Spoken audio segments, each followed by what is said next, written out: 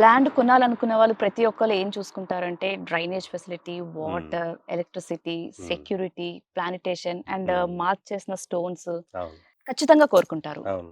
ఇది కాక మీరేమైనా హ్మ్. ఫెసిలిటీస్ ఇస్తున్నారా? Compulsory madam. డీటీసీపీ అప్రూవ్డ్ అంటేనే మనం బీటీ రోడ్ ఇయ్యాలి, అండర్‌గ్రౌండ్ డ్రైనేజ్ ఇయ్యాలి, ఎలక్ట్రిసిటీ ఇవ్వాలి. ప్రతి ప్లాట్‌కి వాటర్ కనెక్షన్ ఇయ్యాలి. అయితే గవర్నమెంట్ వాటరు సప్లై చేసే బిఫోరే మేము 1,50,000 లీటర్ల కెపాసిటీ ట్యాంక్ గూడా కంప్లీట్ చేసి ఉంది. ఓకే. ఓవర్ హెడ్ ట్యాంక్స్ అయితే ఓవర్ ఉన్నాయి. ఓవర్ హెడ్‌గా ట్యాంక్ రెడీగా ఉంది. ఓకే. చుట్టూ compound wall okay. 24/7 security. Okay. 2 వెంచర్‌లకి గూడా సెక్యూరిటీ గార్డ్ ఉంటాడు. Yes sir. Day and night కనిపిస్తున్నాయి ఉంటారు. సార్. అవును. చుట్టూ కాంపౌండ్ వాల్ అయితే ఉంది. అండ్ హ్మ్. ప్లాంటేషన్ కూడా చాలా చక్కగా గ్రో అయ్యాయి సార్. అవునవును. చాలా అసలు బాగా చాలా చల్లగా ఉంది సార్ అవునవును. నిజంగా.